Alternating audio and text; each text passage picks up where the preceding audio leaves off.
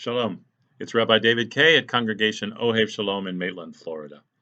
Since we're all doing most of our living virtually now, you've probably seen the meme running through social media about how this year we're going to be celebrating Passover, the holiday that commemorates being freed as a nation as a result of 10 plagues by staying home in isolation because of one plague.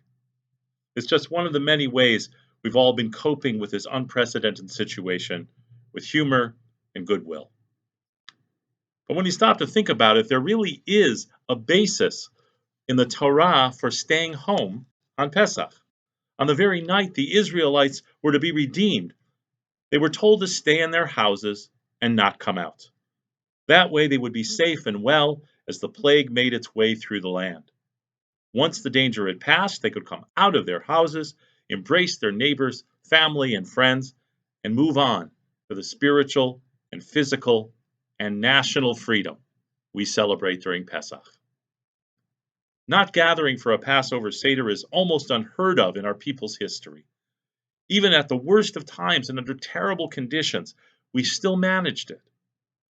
But never in living memory did we know for certain that joining our loved ones for the Seder would put their health at risk, and perhaps for some, at very serious risk. The Torah says of its commandments, Chai bahem, live by them. And so the sages of the Talmud declare that all ritual and religious obligations can be suspended in order to save and preserve human life. The idea of a virtual Passover Seder is strange, I know. Even stranger in many ways than the virtual Shabbat services we're already doing and the virtual Passover services we're going to be doing next week. Seder is all about being in the same room at the same time, bringing multiple generations together to celebrate our ancestors' freedom from slavery and our own place in the unbroken train of tradition. To be sure, those two-dimensional images on a computer screen are second best to the three-dimensional experience of being physically together. And yet, when the best option becomes too risky, second best becomes better. So next Wednesday and Thursday evening, Joe and I will be hosting congregational seders via Zoom from our home.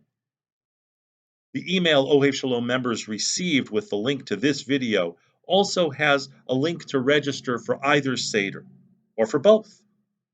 Once you register with your full name and email address, we'll send you the Zoom link for the seder. If you've never used Zoom before or you're a little uncertain about it, not to worry. On the night of the Seder between 7 and 7:20 p.m., just click on the link we've sent you once you've registered, and it will take you right into the waiting room for the Seder. Joe and I will welcome you, and we'll explain everything you need to know to be a part of our virtual Seder.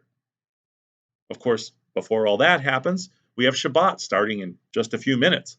At 6:30 p.m., join Eric and Amy Geboff for the Seder Shabbat, welcoming Shabbat together with candle lighting, blessing children, Kiddush and Hamotzi, and some words of Torah. You'll find that on Facebook Live at the Ohev Shalom Youth and Family Facebook page. At 7:30 this evening, of course, it's the return of Guitar Shabbat Friday night services virtually, via live stream as usual. And Shabbat morning, virtual services at 9:30 a.m., also via live stream.